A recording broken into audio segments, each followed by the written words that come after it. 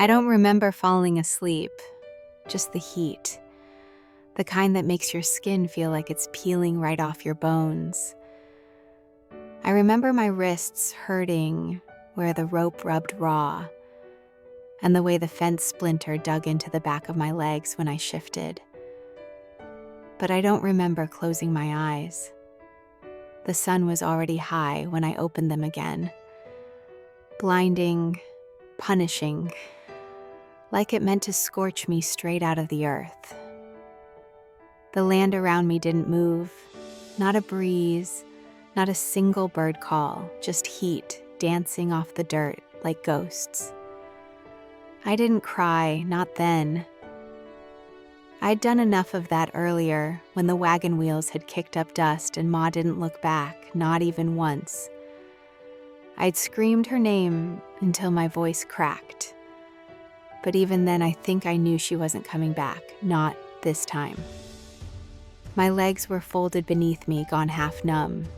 The rope was looped tight around my wrists, coarse and mean, same as she'd tied up feed sacks back when we had pigs. Only now it was me she was throwing away.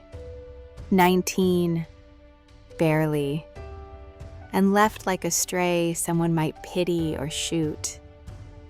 I kept my eyes on a patch of yellow weed growing between the fence posts. It was the only thing that seemed alive out there. Everything else looked sun-baked and forgotten. I liked that weed small and stubborn, surviving where nothing had a right to. The worst part wasn't the sun or the thirst or the ache in my back. It was not knowing who'd come down that road first. I'd already decided if it was anyone like the men Ma used to drag us to, I'd bite. Scream, run if I had to, even tied up, I figured I could hurt somebody bad enough to buy myself time. So when I heard hooves, slow and steady, my heart clenched tight. I didn't look up, just listened. One rider, heavy horse. The rhythm was easy, like the man on its back wasn't in a hurry.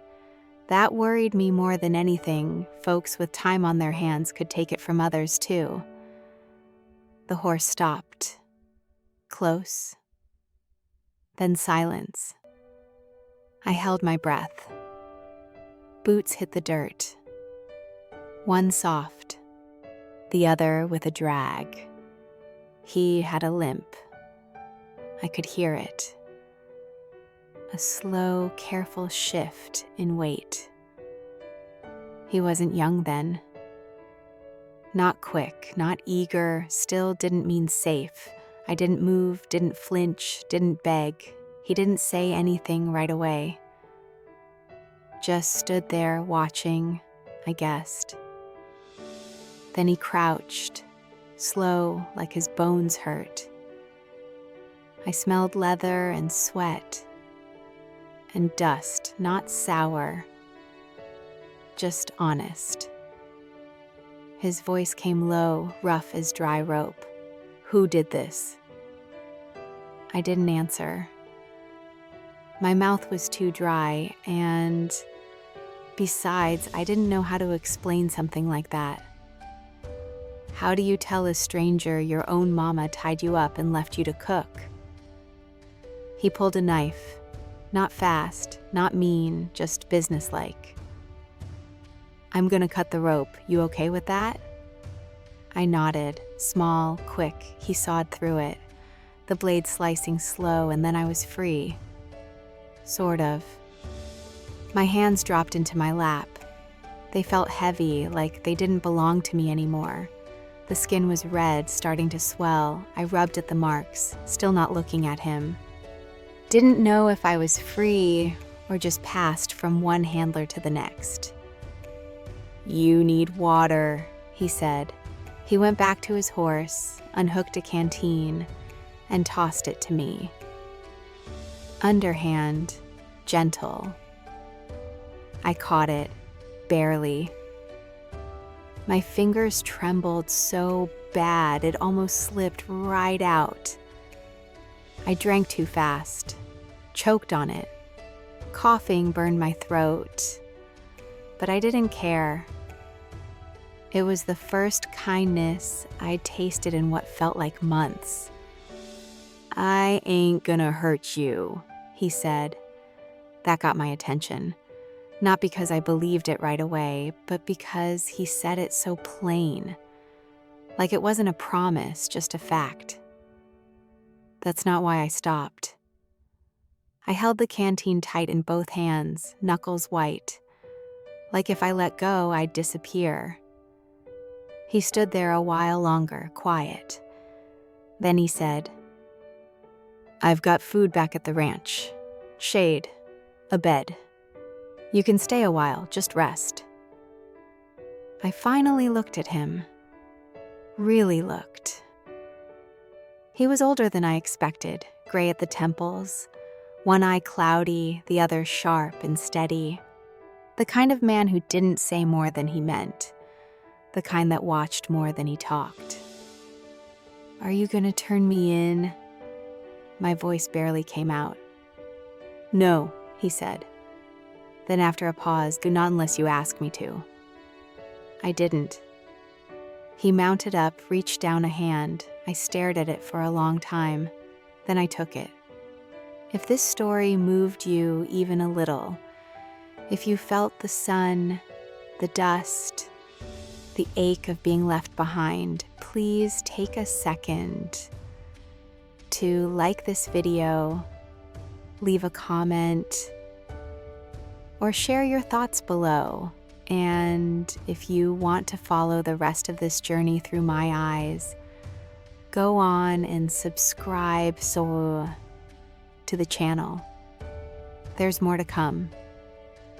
The moment I heard the horse, I thought maybe this was it. Not rescue. Don't mistake me, and I wasn't that foolish. I thought maybe someone worse than Ma had finally come to collect, that the next hands on me wouldn't be there to untie the rope. So I didn't look up. I just stared at that weed between the posts, yellow and blooming where it shouldn't, because it gave me something to focus on besides the pounding of my own heart. But the hooves stopped short, not close enough to crowd me. I heard leather creak, then a boot hit the ground, slow, not rushed. And then the other, dragging just slightly, limp, whoever it was. They weren't charging at me, they were moving like every step had a cost. That gave me a second of breath. Not trust, just space. I didn't flinch when he stepped closer. I didn't give him the satisfaction of fear. I'd learned how to keep that buried deep, but inside, I was counting heartbeats, like seconds ticking down to something I couldn't name. Then he crouched, not close, not threatening, just enough to see me level. He didn't speak right away, just looked. Not at my face, not at my chest like most men. He looked at my wrists, at the rope, the sunburn, the purple bruises blooming under my collarbone like spilled ink. Finally, his voice came, low and even. "Who did this?" My mouth stayed shut. I wasn't going to explain myself to a stranger, not when I still didn't know what he wanted. He pulled a knife. I tensed, couldn't help it, but he didn't raise it, didn't flash it, just held it low, steady, like it was nothing more than a tool. "I'm gonna cut the rope," he said, watching me. "You okay with that?" It was the first time in days someone had asked me what I was okay with. My lips cracked as I nodded, quick, hesitant, but I meant it. He moved slow. The blade worked through the knot with a dry rasp, and then, just like that, the tension snapped. My hands dropped into my lap. I didn't thank him. Not because I wasn't grateful, but because I didn't know if this was the kind of freedom that lasted, or just the breath between two chains. "You need water," he said. Then he did something strange. He stepped back, gave me room, walked to his horse, unhooked a canteen from the saddle and tossed it toward me. Not hard, not fast. Just a soft underhand throw, like he didn't want to startle me. I caught it, barely. My hands were trembling like I'd been pulled from ice. The first sip scalded going down, even though it was warm. My throat was too raw. I coughed, choked, drank again anyway. It tasted like life. "I ain't gonna hurt you," he said then. "That's not why I stopped." Something in the way he said it didn't feel like a line. It felt like truth, like a stone dropped in a still pond. No ripples, just wait. I looked up finally. He wasn't what I expected. He was older, mid-40s maybe, hard-worn, gray, just beginning to touch his hair.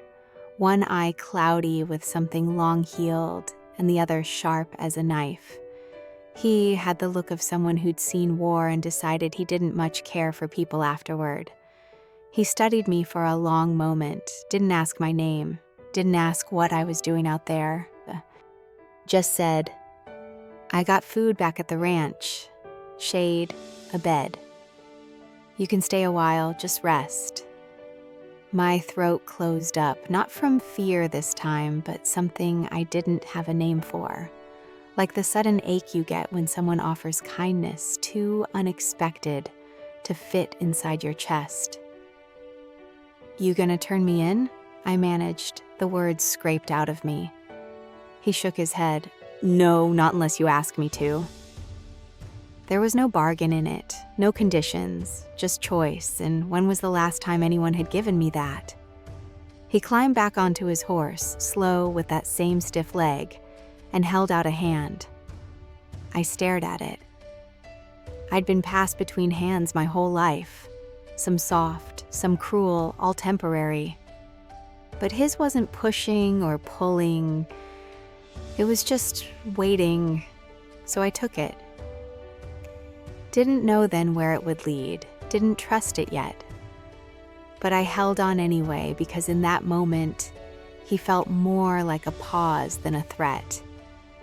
And I needed a pause, just one. The ride back was quiet.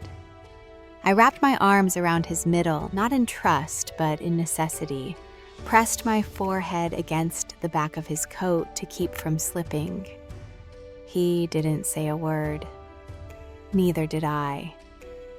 But I listened to the rhythm of the horse's hooves and tried to believe for the first time in a long time that maybe not every road ended with someone leaving me behind. If this part of my story struck something in you, if you've ever known the weight of waiting, the fear of one more hand reaching out, please like the video, leave a comment, or share your thoughts below. And if you want to follow the rest of this road with me, hit that subscribe button. I've got more to tell. The first morning on the ranch, I didn't wake up in the bed.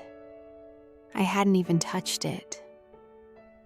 I'd curled up on the floor beside it, half wrapped in the blanket he left. One ear tuned to every creak of wood and sound of breath from the other room. I wasn't sure yet if I'd been rescued or relocated, and I wasn't going to let comfort dull my edge. I'd learned too many times that the moment you let your guard down was the moment someone proved they didn't deserve your trust. But nothing happened. No footsteps near my door, no voice barking orders, just the low groan of the stove warming up and the faint scrape of wood as he moved about. He didn't call for me, didn't knock, didn't remind me I was in his house now. And somehow, that silence made it easier to stand up, pull the blanket tighter around my shoulders, and step outside into the cold. The porch boards were gray and weather-worn, splintered in spots, but they felt solid beneath my feet. The broom leaned quiet against the post, like it had been waiting there for me. I took it without thinking. I don't know why. Maybe because sweeping gave me something to do with my hands. Maybe because the sound of bristles against wood reminded me of mornings that didn't start with shouting. Maybe because I needed to feel like I could make something clean. I was halfway down the porch when I heard the screen door open behind me. I didn't look back, just kept moving the broom in steady, careful strokes. The dust rose slow, catching light in the pale morning air. He stood behind me, didn't speak, just let me work. I was used to being watched, but not like this, not quiet, not without judgment or hunger or impatience. "You always live out here alone?" I asked, voice rough from disuse. "Yeah," he said simply. "You got family?" He shifted his weight against the post. "No." I stopped sweeping, looked down at the broom. "Me neither," I said. Not a confession, just a fact, like saying the sky was dry or the wind had teeth. He didn't ask me why, didn't ask who left who, and I didn't offer it. That day, I ate in silence. There was bread, jerky, pickles in a cloudy jar. I took the bread first, tearing it into small pieces like I might have to hide it in my pocket. He didn't comment on that. Just poured himself coffee and sat across from me, elbows on the table, eyes quiet. I chewed slow. My wrists were still swollen, the skin broken and red. I wrapped them with torn strips of a pillowcase I found in the spare room, tight enough to cover the rawness, loose enough to keep the blood moving. I didn't want him seeing the marks Ma left. Not because I was ashamed, but because I didn't want pity. After breakfast, he brought me a pair of boots. They were too big, cracked along the toes, but soft inside. I stuffed them with cloth and tied them tight. I hadn't worn shoes in weeks, maybe more. The leather felt strange but solid. I looked at him. He just nodded, like it was nothing. But to me, it wasn't nothing. He took me out to the barn next, showed me where the troughs were, how to check the feed, where the shovel hung. The horses didn't shy from him. I didn't either, not exactly, but I kept my eyes low and my hands busy. "You ever work a ranch before?" he asked. I shook my head. "Just scrub floors, carry water, wherever we stayed, me and Ma." He didn't ask what happened to her. He just handed me a brush, worn at the edges. "Well," he said, "you're doing fine." We worked through the afternoon. I didn't complain, even when the sun beat down and my arms ached. I didn't ask for a break, didn't look for shade. I needed to prove something, not to him. Maybe not even to myself, but to the voice in my head that kept whispering I was still nothing but leftover weight. Later, after chores, he brought out a tin basin and a cloth and set them on the porch. "Cool off," he said. "You're about to drop." I took the cloth, dipped it in the water. The sting of it on my sunburn made me grit my teeth. But I didn't cry out. He didn't flinch when he saw the bruises. Didn't ask who put them there. I respected that more than anything. That night, I sat on the floor again. The blanket wrapped around me like armor. I didn't lock the door. In the morning, I was up before him, sweeping the porch with that same slow rhythm, steady as breath. He stepped out, 2 mugs in hand, offered me one. I took it, sat beside him.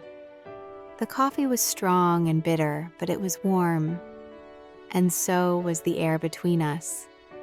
The boots came before I earned them, which made them harder to take.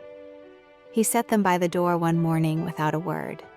Not new, but clean, oiled, laces intact, soft at the ankle. Worn the way something is when it's been walked in a long time by someone who doesn't throw things out just because they look tired. He caught me eyeing them and said, like it was the simplest thing in the world, "They're yours now. Better than going barefoot." I didn't say thank you, not right then. I waited until he stepped outside, then picked them up like they might vanish if I touched them wrong. They were a little big, but not so much I couldn't walk. I stuffed the toes with cloth, laced them tight, and walked out onto the porch like I meant to stay. After that, he started showing me things, quietly. No speeches, no orders, just gestures and tools passed to my hands like he was letting me decide whether to keep them. He never said I had to earn my keep, never mentioned what it cost him to take me in. But I knew. I'd seen the way townsfolk stared at him even before they knew I was part of his porch. I'd felt the silence settle heavy when the preacher's name got mentioned. Weston wasn't just quiet. He was the kind of man people watched and whispered about. And yet he gave me work. Not in the way some men did, where labor was the leash and failure the punishment. No, this was different. He handed me the brush for the horses and said, "Just go gentle behind the haunches. Don't startle her.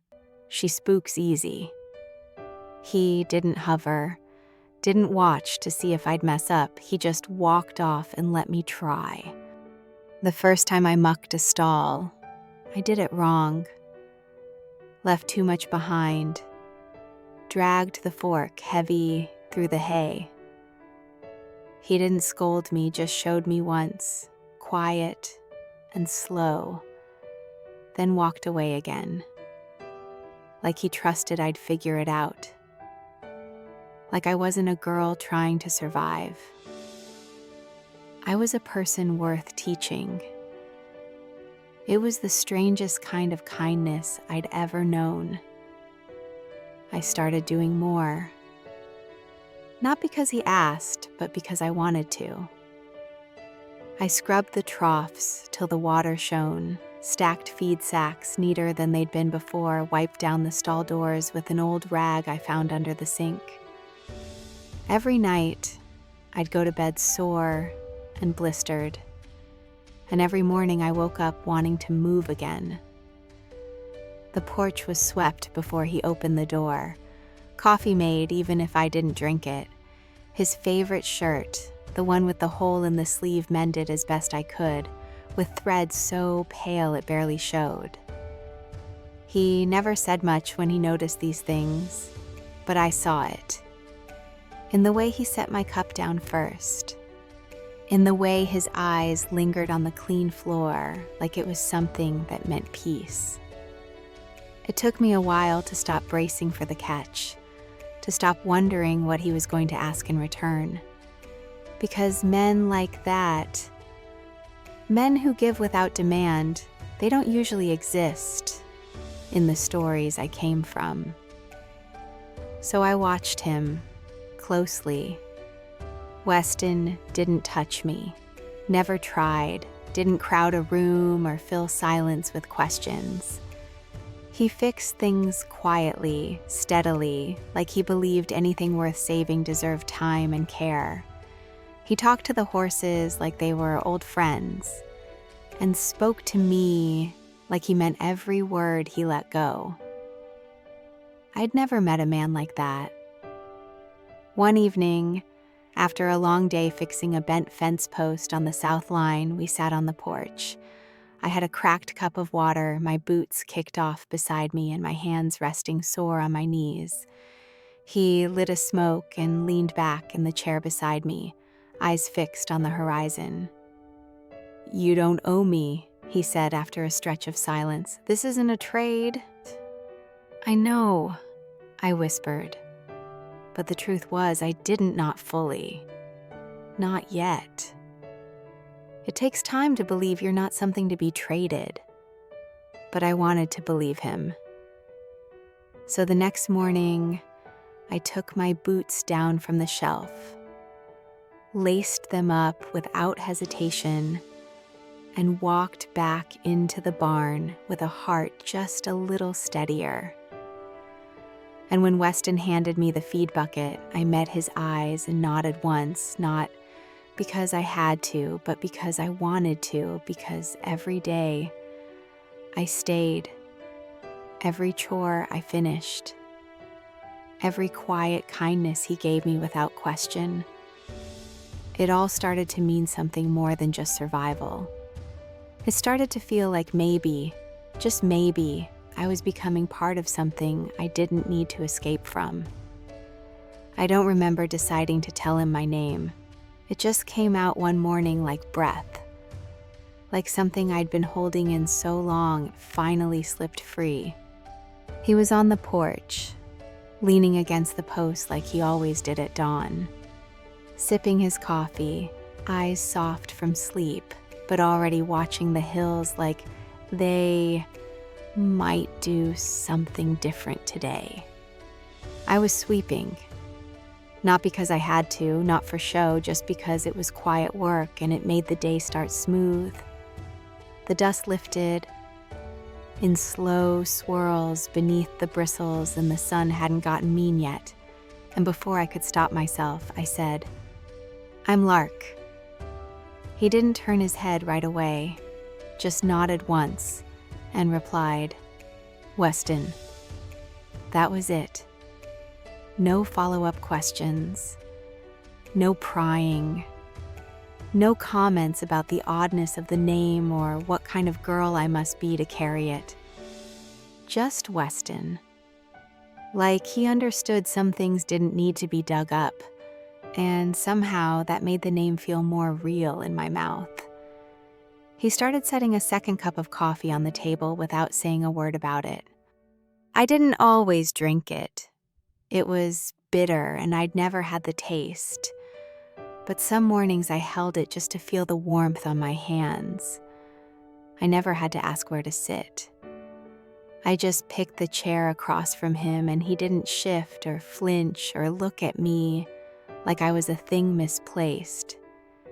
He just kept sipping his coffee, staring down into it like there was something honest at the bottom he hadn't found yet. I liked that about him. How he didn't fill the space with noise, how silence wasn't a punishment in his house, it was just space to breathe. One morning he asked, "You read?" I shrugged. "A little." He nodded like that was good enough. Later that week, he left a book on the edge of the table, dog-eared and faded, pages loose at the spine. I didn't touch it right away, but when he stepped out to check the fence line, I sat down and opened it, dragging my fingers slow across the words like tracing a path I used to know. By the time he came back, I was halfway through a chapter. He didn't say anything, just poured fresh coffee and sat down like nothing had changed. But something had. I could feel it. I think he could too. Dinner changed, too. I stopped nibbling like someone might snatch the plate away, started taking full bites, started asking if there was more. Sometimes I'd help with the cooking, not that I was any good at it, but he let me try. Once I burned the beans and he still ate them without flinching. Just said, "Next time, start 'em slower." I found myself watching him more, the way he used his hands, slow and deliberate, always careful with tools, with animals, with me. He didn't move like a man trying to prove anything, just steady, present, patient. Some nights, we'd sit by the fire after chores were done. He'd read with the lamp burning low, and I'd sew or sweep or just sit, listening to the wind press against the cabin. He didn't ask why I couldn't sleep some nights. Didn't ask why I folded and refolded the same blanket until my hands stopped shaking. He just let me be near without making me explain myself. That meant more than I could say.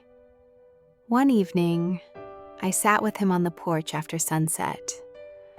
The sky was painted with the last of the light, and the wind had a bit of chill in it. He looked at me, not in a heavy way, just curious. "You cold?"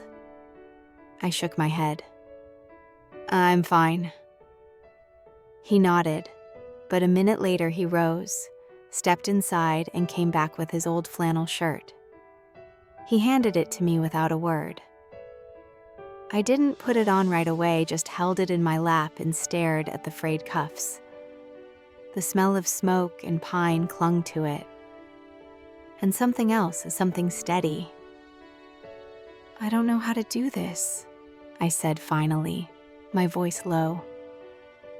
He didn't ask what I meant. He just sat back down beside me and said, "That's all right. Neither do I." And I believed him. I heard the wheels before I saw the wagon squeaky, uneven, like something that hadn't been greased in years. I was by the barn, sweeping again, sun high enough to bake the dust. But my hands just kept moving out of habit. When I looked up, I saw Weston standing out by the fence, shoulders stiff, watching the cart as it rolled slow down the ridge toward us. The second I saw the shape of that preacher's black hat, I felt my stomach go tight. Something in me curled up. Brother Judson sat tall like he always did, spine too straight, eyes too narrow, hands resting neat on the reins like even the horse had to mind its manners. Beside him was his wife, Miriam, lips pressed tight like she'd sucked on something sour. I dropped the broom without thinking. My feet itched to run, but I didn't move, just stood there trying to breathe through the noise in my chest. Weston didn't step aside when they pulled up. He planted himself right between them and the house, legs firm, voice steady. "Evenin'," he said flatly, though the sun still stood high. Brother Judson gave a thin smile. "We were just passing through," he said. "Figured we'd drop off a few things. Miriam's got cloth and some flour to spare." Miriam held out a bundle like it was charity, like I was a stray pup she pitied just enough to toss scraps at. "Thought the girl might like to make herself a proper dress," she said, eyes not meeting mine, voice soft but sharpened at the edge. I didn't move, didn't reach for it. My shoulders went up like I'd been slapped. All I could think about was Ma's voice, the way she used to say, "Don't take nothing free, ain't nothing free." "She's fine with what she has," Weston said, his voice low, final. Brother Judson's smile didn't falter. "Town's been talking," he said. "Folks wondering where she came from, why she's still out here, alone with a man her age." He let the sentence hang, poisonous and neat. Weston didn't blink. "She's not alone. She's working. She's got a place to stay." Judson tilted his head just enough to make it feel like judgment. "You're not planning to make her your responsibility, are you? Girl that age, no kin. There are laws." Laws. That word hit me like a stone. My throat went dry, my hands curled into fists. But Weston didn't even twitch, There's also decency, he said, and she's under my roof. That's all that needs saying. Miriam's lips tightened further. We just thought we'd help, didn't mean no offense. None taken, Weston replied, though his tone said the opposite. He stepped closer to the wagon, made it clear they'd overstayed whatever welcome they imagined. They left slow, wheels rattling over dry earth, leaving behind dust and that little bundle of cloth folded neatly on the fence post. I didn't speak for a long while. I just stared after them, heart still racing. My feet felt heavy, like if I moved too fast, I might fall right through the porch boards. When I finally found my voice, it came quiet. They think you're keeping me. Weston didn't look surprised. He just said, I know. If they push harder, are you gonna send me away? He looked at me then, full on, that one good eye steady and firm. You staying here ain't up to them, it's up to you. That stopped something in me. I felt it, the way a knot feels when it starts to loosen. Not all the way, not yet. But something inside me exhaled. I looked at him. Really looked. His face didn't hold pity, just truth, just steadiness. I don't want to go, I said. Then you won't. That night, I found the bundle still sitting untouched on the post. I brought it inside, not because I needed it, not because it was offered with grace, but because if I was going to wear something new, it was going to be my choice. I'd sew what I wanted. I'd decide who I was going to be. Later, while Weston read near the stove, I sat by the fire threading a needle through that stiff cloth. I didn't know what kind of dress I'd make yet. I just knew it wouldn't be for show. It'd be something to work in, to move in, to live in, and for the first time in my life, it'd be mine. The days started stacking up like fence posts. Steady, rough around the edges, but holding something up. I swept the porch each morning before the rooster crowed. The bristles cutting neat paths through the dust like it meant something. Like keeping the front step clean was one way to claim a life. I didn't ask what needed doing anymore. I just did it. Hauling water from the well, feeding the hens, folding Weston's shirts when they came in off the line, stiff from wind and sun. He never asked for help, but he never stopped me either, and that, in its own way, was permission. The cloth Miriam had left behind, I cut into strips, measured, stitched, sewed something rough and workable, not a dress made for sitting still and smiling, but one I could move in, sweat in, be useful in. I wore it with one of Weston's old flannels over the top, sleeves rolled to the elbow. It hung nearly to my knees, and the first time I caught myself in the window's reflection, I didn't flinch. I looked like someone who belonged. He noticed, though he didn't say much. Weston wasn't the kind to heap on praise, he just offered quiet things. Another cup of coffee, an extra slice of bread at supper, the way he'd hand me tools without needing to be asked. That kind of care sneaks up on you. One afternoon, I found a shotgun behind the barn, leaning against a hay bale. It wasn't loaded, but I picked it up like I already knew the weight of it, sat down on an overturned bucket, and cradled it across my lap. I must have made some noise because Weston came around the corner a few minutes later, hands dusted with grain, eyebrows lifted. You know how to hold that? He asked. I nodded. Ma's last man thought it was funny to let me guard his card games. Said it kept folks in line. Weston frowned. That's not funny. No, I said, but I learned. He crouched beside me, slow, like always. You want to learn the proper way? I looked at him, really looked, and nodded. So we spent an hour behind the barn, lining up old cans and rusted metal plates. He showed me how to load it, clean it, how to breathe steady, and keep both eyes open. My aim was good better than he expected. He didn't say so, but I could tell by the way he nodded after each shot, like he wasn't surprised, just quietly proud.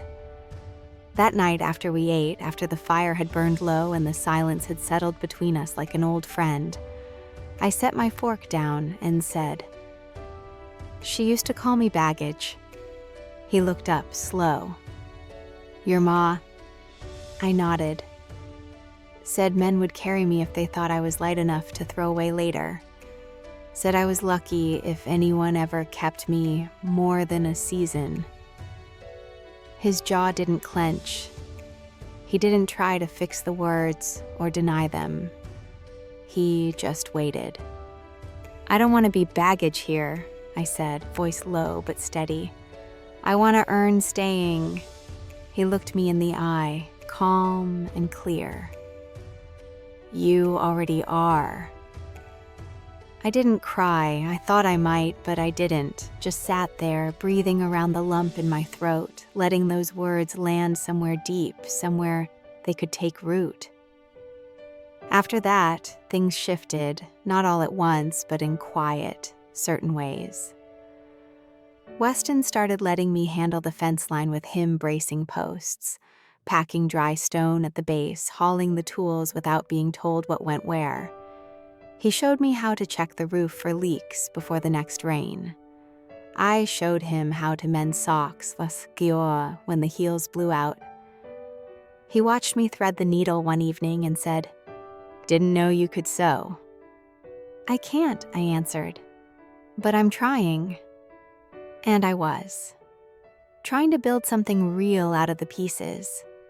Trying to stay whole even on the days my hands shook or my voice caught in my chest. Trying to believe him when he said I wasn't a burden. One night, when the wind came in hard from the ridge and rattled the shutters, I padded barefoot out to the main room. He was on the cot, eyes closed, breathing slow, but I stood by the edge and whispered, "Can I sit?" He didn't even open his eyes, just nodded. So I sat there, blanket wrapped around my shoulders, not touching, just near. And for the first time since I'd been left at that fence, the dark didn't scare me. The silence didn't feel dangerous. It felt full. I hadn't been thrown away. I'd stayed. I'd worked. I'd chosen. And maybe, just maybe, someone had chosen me back. I started sitting closer without really meaning to. At first, it was just the edge of the porch when he was there, him in the chair, me on the steps, sweeping a little dust away that didn't need it.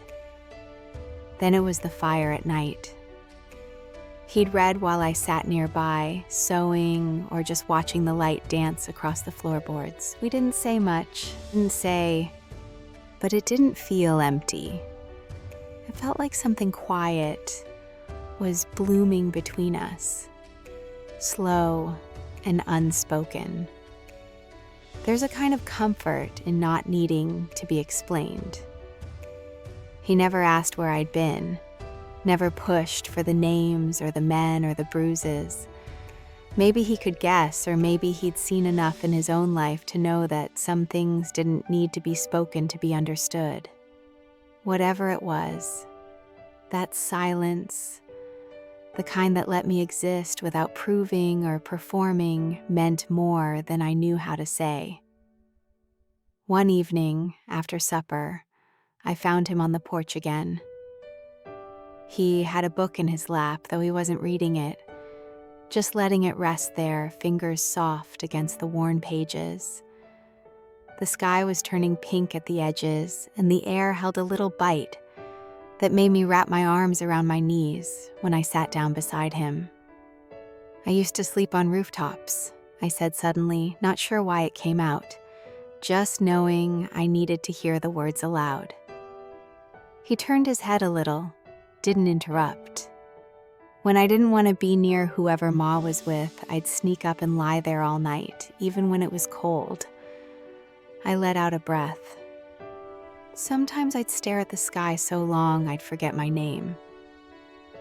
He was quiet for a beat, then said, "I forgot my voice once. After the war. Didn't speak for almost 2 years. Couldn't hear it, without remembering where I lost it." I didn't answer, just leaned in enough for our arms to brush. That was all, just that small touch. But it didn't make me flinch, it didn't make him pull away. We stayed that way until the sky turned dark and the porch cooled beneath us. Later that night, I folded my blanket and left it at the foot of the bed. I washed the dishes without being asked. I tucked the broom into the corner, the bristles worn down from weeks of use. When Weston came back in from the barn, I was sitting on the floor with a pair of his socks in my lap, trying to mend a tear along the heel. "Didn't know you could sew," he said gently. "I can't," I replied, threading the needle with clumsy fingers. "But I'm trying." He nodded, just once, and went to stoke the fire. That night, I left the door to my room open. The wind was soft outside, rattling just a little against the glass. The oil lamp burned low, casting light that flickered across the floor. I lay awake a long time, listening to the sound of him moving in the main room, his boots coming off, the way he settled onto the cot, the creak of old boards beneath him. It should have been enough, just knowing he was nearby. But something inside me ached for more, not touch, not heat, just closeness, just the safety of not being alone anymore. I rose quiet, bare feet soft against the floor, and padded into the doorway. He didn't sit up, just turned his head a little, waiting. "Can I sit?" I asked. He nodded. I crossed the room slowly and sat near the edge of his cot, blanket wrapped around my shoulders like a shell. I didn't reach for him, didn't lean in, just sat there close enough to feel his breathing. We didn't speak, we didn't need to. The wind outside picked up, but the storm never broke. I sat there until my eyes got heavy and my body softened from the inside out. The silence between us was thick, not hollow. It held something. In the morning, the sky was soft gray, overcast and low. Weston was already up, the stove clinking as he stoked it back to life. He didn't say anything when he saw me curled on the floor by the cot, just poured 2 mugs of coffee and set one beside me. I sat up, hair a mess, cheeks warm with the kind of quiet embarrassment that comes from being seen, but not judged. I didn't apologize. He didn't ask. And maybe that's when I knew for sure. I wasn't here just because he felt sorry for me. I wasn't a project or a shadow hanging off the edge of his porch. I was someone who got to sit close, and I wasn't afraid anymore. The first morning I woke up without fear. It took me a minute to realize what felt different. My eyes opened slow, heavy with sleep, and for once I didn't shoot upright or listen for footsteps or brace for a door slamming. I just lay there, tucked into the warm stillness of that narrow bed, blanket up to my chin, the faint scent of pine and old ash clinging to the walls. The light outside was soft and gray, the kind that eases into a room instead of breaking through it. And all I felt was calm. No tightness in my chest, no fight or flight buzzing under my skin. Just the low hum of something like peace when I stepped into the kitchen. Weston was already by the stove, turning the kettle just so it wouldn't scream. He looked up, nodded once, I nodded back. No words passed between us, but there was something about the way he handed me that mug, steam curling up into my face, that said more than any good morning ever could. We ate breakfast without a rush bread, leftover stew, black coffee. Then he stood, stretched his shoulder like it was still bothering him from the fence post we'd fixed 2 days before, and said, "Ground soft after the rain. Good day to start tilling the back garden." I didn't hesitate. I laced up my boots, tied back my hair, and followed him outside. The soil out near the southern wall had gone damp. The kind of thick, heavy earth that clings to your boots and fights the shovel. I didn't mind. We worked side by side, him showing me the spacing, the angle, how to turn the earth without breaking your back. I listened more than I spoke, watched his hands, the rhythm of his movements, the way he always took the time to do something right, even when no one else was around to see it. That stuck with me. There was something sacred in his slowness, a kind of respect for the work, for the land, for himself, and for me. He never talked down to me. Never made me feel like I had to prove I could keep up. He just let me match his pace, and somewhere in the middle of those long, quiet hours, we found a rhythm. Later, when the sun was overhead and sweat traced lines down the back of my neck, we sat under the porch awning with a jar of cool water between us, passing it back and forth. Weston leaned back in the chair he always sat in, one boot propped against the post, and said, "You're a quick learner." I wiped my face with my sleeve and shrugged. I want to be useful. He looked at me, serious but not sharp. "You are." That sat in my chest like a stone dropped into a still well. Not heavy, just deep. After that, I started doing things without asking. Sharpening tools, wiping down the saddles, sweeping out the chicken coop before he reminded me.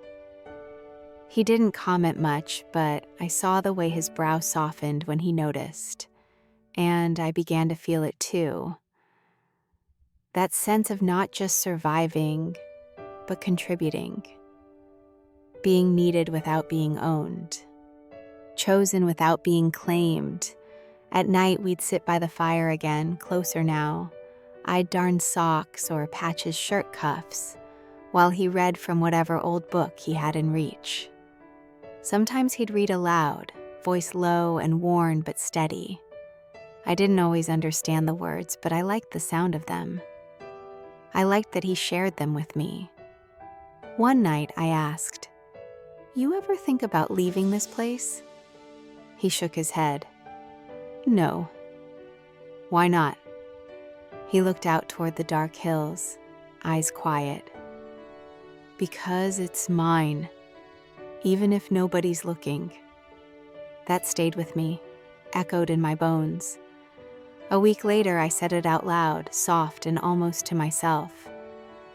"I think I want this to be mine too." He looked at me, that same even gaze that always saw more than he said, and replied, "It already is." We didn't need to make a ceremony of it. There was no line drawn in the dirt or vow spoken aloud. But from that point on, something changed.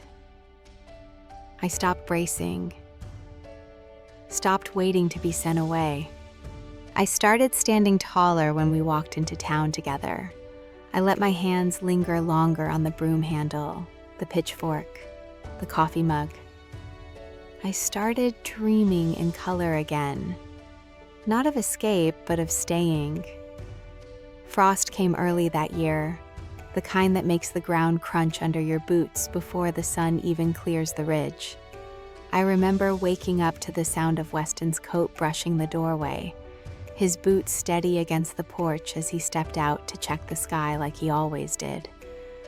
I stayed in bed for a breath longer than usual, just listening. The air was cold, but the kind that feels clean, like it's clearing something out of you. When I finally joined him outside, I was wrapped in his old flannel, the one with the frayed cuffs I'd mended 3 times already. He looked over as I settled beside him, 2 mugs of coffee already waiting on the railing. I took mine, still warm, and said, without looking at him, "I thought about running last night." He didn't react, just waited. "Not because I'm scared," I added, "because I don't know what it means to stop." That was the truth of it. After years of watching doors slam, watching backs turn, and knowing I had to be halfway gone before the worst came, stopping felt more dangerous than leaving ever had. But I stayed. I didn't pack, didn't pace, didn't push him away, just to prove I could. "You stopped anyway," he said. I nodded. I didn't want to. And somehow, that was the most honest thing I'd said in a long time. He didn't answer, just reached for my hand, slow and sure, and held it. Not tight, not like a claim, just there. Later that morning, we walked the fence line together, checking for breaks from the wind. The night before, we didn't talk much, just moved in rhythm, his hand brushing mine now and then. Both of us knowing what needed doing without needing to name it. When we got back to the house, I started a pot of stew while Weston hung his coat by the fire. The way we moved passing tools, folding blankets, swapping coffee cups, it didn't feel like chore or habit. It felt like home, like we'd built something sturdy in the quiet. Townfolk had stopped asking questions. Most days, no one said much when Weston rode in for supplies. A few still stared, but it didn't carry the same weight it once did.